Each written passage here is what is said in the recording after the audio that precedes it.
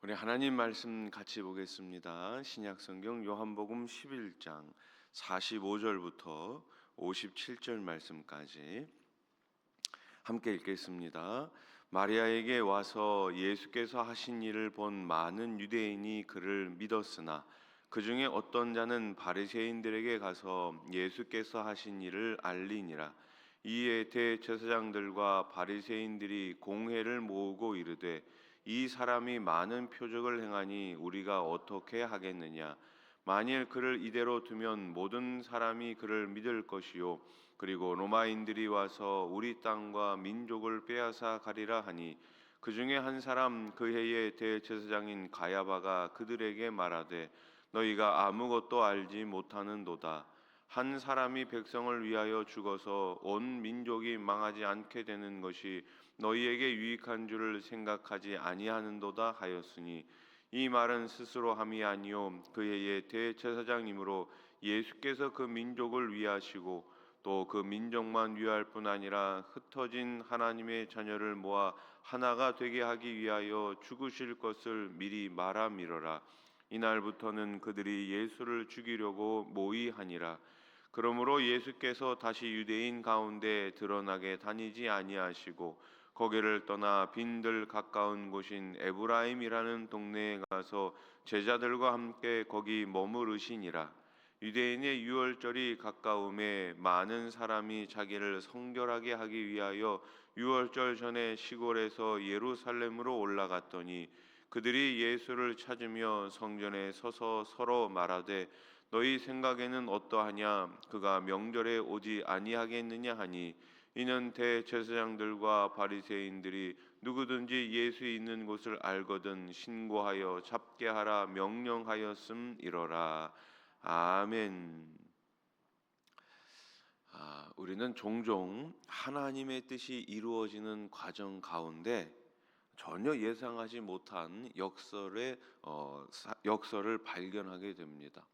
그러니까 분명히 이렇게 진행이 되면 참 좋을 것 같은데 우리 생각에는 그게 좋을 것 같은데 전혀 다른 이야기들이 펼쳐지는 것을 보게 됩니다. 요셉의 형들은 악한 의도로 요셉을 팔았어요. 선한 의도로 형제, 동생 요셉을 판 것이 아니죠. 그러나 하나님은 그 일을 통해 어떻게 일하십니까? 아주 크고 놀라운 일을, 많은 사람들을 구원하는 그런 일을 하셨습니다. 요셉이 애굽에 팔려가지 않았더라면 7년 그 흉년 동안 어떻게 그 모든 사람들이 살아남을 수 있었겠습니까? 하나님께서는 미리 아셨고 요셉을 미리 그렇게 준비시키신 것입니다. 오늘 본문에서도 공회에서 악한 계획이 펼쳐지고 있는 것을 볼 수 있죠. 그러나 그들의 의도와는 달리 하나님은 그 계획을 사용하셔서 전 인류를 구원하시게 됩니다. 하나님은 인간의 악한 계략까지도 도구로 사용하신다는 뜻을 우리는 알아야 합니다. 예수님이 나사로를 살리시자 많은 사람이 예수님을 믿었습니다.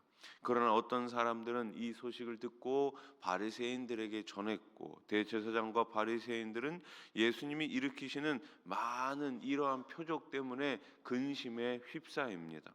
그들은 많은 사람이 예수님을 따르면 로마가 개입해 자신들의 땅과 민족을 빼앗아 갈까봐 두려워했지요. 48절 말씀 보세요. 만일 그를 이대로 두면 모든 사람이 그를 믿을 것이요 그리고 로마인들이 와서 우리 땅과 민족을 빼앗아 가리라. 아멘. 예수님 한 사람 때문에 자신들이 지금까지 가지고 있었던 기득권을 빼앗기게 될까봐 두려워했던 거죠. 자신들의 특권이 위태로워질까봐 염려했습니다. 그들은 가진 것이 너무 많았습니다. 그래서 예수님을 메시아를 믿지 못했습니다. 믿음을 방해하는 소유는 축복이 아니죠. 믿음을 방해하는 물질은 축복이 아닙니다. 믿음을 방해하는 우리가 가진 그 어떠한 것들도 다 축복이 될 수 없습니다. 축복은 하나님께로 이끌어가는 능력이 있습니다. 그래서 우리가 다른 것을 축복으로 삼지 마시고 하나님을 믿는 이 믿음이 축복이고, 하나님께 나와 예배하고 찬양하고 기도하는 이 시간이 가장 복된 시간임을 늘 믿으시기 바랍니다. 대제사장 가야바는 공회에서 뭐라고 말합니까? 한 사람이 백성을 위하여 죽는 것이 너희에게 유익하다, 이렇게 말해요.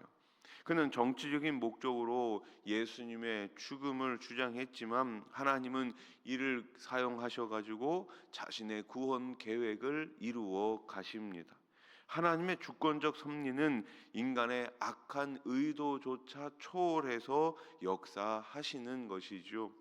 우리가 보기에 불합리해 보이는 상황에도 하나님은 완전한 계획을 스스로 성실히 만들어 가십니다.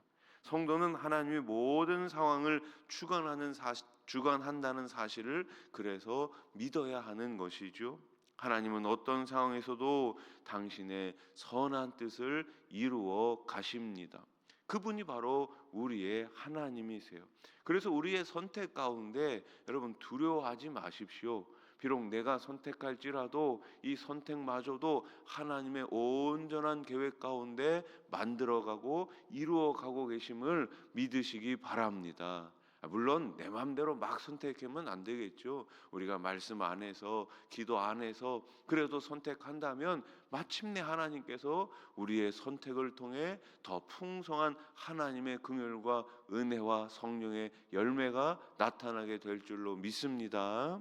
자, 대제사장 가야바는 정치적 계산에 따라 예수님의 죽음을 주장했지만 결과적으로 그의 말은 예수 그리스도의 대속적 죽음의 선언으로 연결됩니다. 자, 51절 52절 말씀 보세요. 이 말은 스스로 함이 아니요 그 해의 대제사장이므로 예수께서 그 민족을 위하시고 또 그 민족만 위할 뿐 아니라 흩어진 하나님의 자녀를 모아 하나가 되게 하기 위하여 죽으실 것을 미리 말함이러라. 아멘. 가야바는 악한 일을 계획했지만 하나님은 그의 계획까지도 사용하십니다. 그러나 성도는 하나님께 기쁨이 되는 선한 의도로 쓰임을 받아야 되겠죠. 선한 의도로. 우리가 믿음과 신앙 안에서 하나님의 뜻에 순종할 때 그분의 영광스러운 계획에 동참하게 됩니다. 우리가 선한 믿음을 가지고 또 우리가 선한 행실을 통해서 하나님의 귀한 도구로 저와 여러분이 우리 수원화산 교회가 쓰임 받을 수 있기를 축복합니다. 자, 가야바의 발언으로 인해 공회는 이제 예수님을 죽이려고 모의하지요. 이를 아신 예수님은 더 이상 드러나게 다니시지 않으셨습니다. 빈들 가까운 에브라임이라는 동네로 가서 제자들과 함께 머무셨습니다. 예수님이 피곤하신 것은 두려움 때문이 아니지요. 하나님께서 정하신 때를 기다리고 있었습니다. 이처럼 성도는 하나님의 계획 안에서 살아가야 하는 것이죠. 하나님이 정하신 때와 방법을 늘 신뢰해야 합니다. 우리에게 주어진 그 시간을 그렇게 살아가는 거예요. 오늘 나에게 주어진 시간, 오늘 하루뿐만 아니라 우리의 매일매일의 삶 가운데 나에게 주어진 시간을 나를 위해 사용하는 것이 아니라 하나님의 영광과 그분의 계획을 위해서 사용할 때 우리 하나님께서 저와 여러분들을 더 크게 사용하실 줄로 믿습니다. 유대교 지도자들은 유월절을 자신들의 계획을 실행할 기회로 삼았죠. 자, 56절 말씀. 그들이 예수를 찾으며 성전에 서서 서로 말하되 너희 생각에는 어떠하냐 그가 명절에 오지 아니하겠느냐 하니. 아멘. 이는 그들이 얼마나 심각한 영적 어둠에 빠져 있는지를 여실히 보여주고 있습니다. 유월절은 하나님이 이스라엘을 구원하심을 기념하는 절기 아닙니까? 애굽에서 노예 생활하다가 종살이 하다가 유월절 그 밤에 어린 양을 먹고 무교봉을 먹었을 때 하나님께서는 이스라엘 백성들을 애굽에서 구원해 주셨습니다. 그것을 기념하는 날이 유월절 아닙니까? 유월절. 하지만 그들은 이 절기를 어떻게 했어요? 악한 계획을 실행할 도구로 사용하고 있었어요. 온 백성이 다 하나님의 구원에 대해서 기뻐할 때 이들은 악한 의도를 가지고 이러한 계획을 세웠단 말입니다. 진정한 경건은 외적인 모습이 아니에요. 하나님의 뜻에 합당한 마음과 선한 행동에 있는 것이죠. 성도는 사람을 살리는 일에 마음을 쏟고 앞장을 서야 합니다. 말씀을 정리해 봅시다. 하나님의 주권적 섭리는 인간의 악한 의도마저 선한 계획을 이루는 도구로 사용하십니다.